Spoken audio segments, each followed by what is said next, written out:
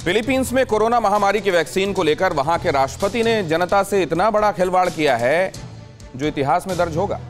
Vaccine की demand के लिए एक तरफ प्रेसिडेंट रोड्रिगो दुर्तेते अमेरिका को धमकी दे रहे हैं, तो वहीं खुलासा यह भी कि जनाब सितंबर महीने में ही वैक्सीन लगवा चुके हैं और सिर्फ वही नहीं, उनकी सुरक्षा में तैनात गार्ड्स को भी वैक्सीनेट किया जा चुका है। और इंतहा ये कि जो वैक्सीन फिलीपींस पहुंची थी वो स्मगलिंग करके लाई गई थी और इस खुलासे के बाद पूरे देश में कोहराम है। ये रिपोर्ट देखिए। फिलीपींस में महापार, वैक्सीन की तस्करी मांग, प्रेसिडेंट का अवैध काम, अवाम भुगतेगी अंजाम। जहां टीके के दुर्लभ दर्शन, वहां चोरी से वैक्सीनेशन। अजब मुल्क, गजब खेल, एक्टिव हुआ तस्कर सेल।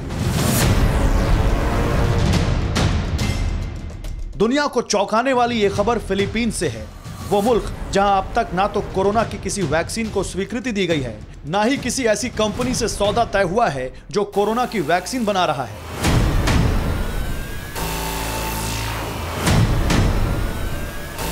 उस मुल्क के प्रेसिडेंट रोड्रिगो दुर्तेते ने चोरी छिपे कोरोना वैक्सीन उस दौर में ले ली जब दुनिया के किसी भी मुल्क ने उसे स्वीकृति नहीं दी थी। लेकिन अब प्रेसिडेंट दुर्तेते के इस कांड का खुलासा हुआ तो हड़कंप मच गया।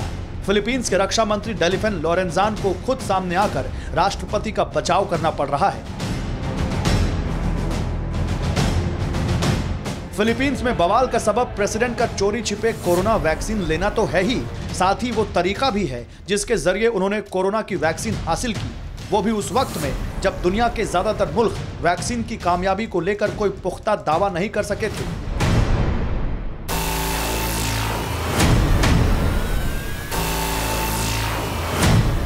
इसके अलावा सबसे ज्यादा जो नागवार गुजरने वाली चीज है वो है प्रेसिडेंट दुर्तेते का दिखावा, जिसमें वैक्सीन के लिए वो अमेरिका को धमकी थी। इस पूरे मामले को शुरुआत से समझिए।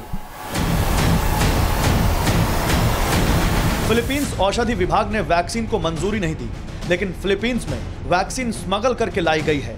तस्करी राष्ट्रपति दुर्तेते के सुरक्षा गार्ड से करवाई गई। सितंबर में तस्करी करके लाई गई वैक्सीन लगा दी गई।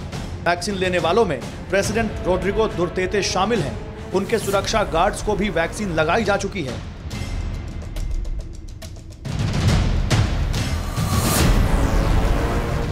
हालांकि मामला उस वक्त नहीं खुला था जब वैक्सीन राष्ट्रपति और उनके गार्ड्स को लगाई गई, लेकिन यह सीक्रेट ज्यादा दिन सीक्रेट रह नहीं सका।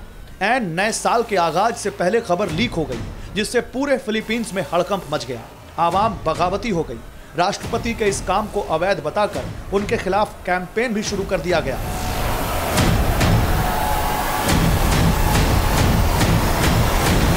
इसलिए बचाव करने फिलीपींस के रक्षा मंत्री डेलिफिन लोरेंजान को सामने आना पड़ा, लेकिन उन्होंने जो दलील दी उससे मामला और ज्यादा बिगड़ गया। रक्षा मंत्री ने इसे जायज ठहराने की कोशिश की। लोगों को वैक्सीन तस्करी का मकसद नेक बताया गया। प्रेसिडेंट के सुरक्षा गार्ड्स की सुरक्षा सबसे अहम बताई गई। वैक्सीन तस्करी की वजह अधिकृत ना होना बताया गया और सारी जिम्मेदारी प्रेसिडेंट के सुरक्षा दस्ते पर डाल दी गई।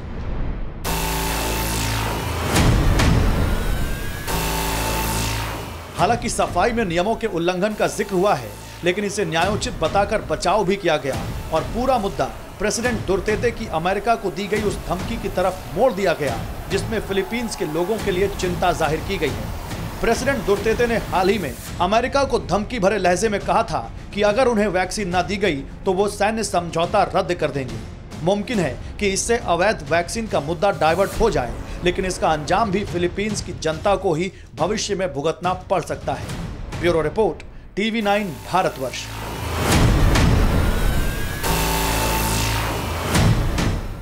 अड़ी सोमवार से शुक्रवार शाम 6 बजे सिर्फ TV9 भारतवर्ष पर।